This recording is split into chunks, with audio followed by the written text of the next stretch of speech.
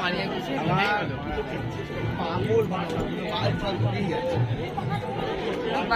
কোথায় বাবু? তোমরা এবার আসবে তো? আসবি তো এবার?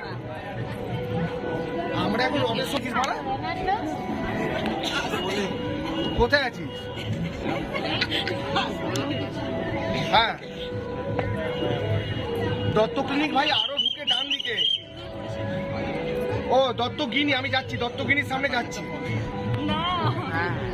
আমি যাচ্ছি।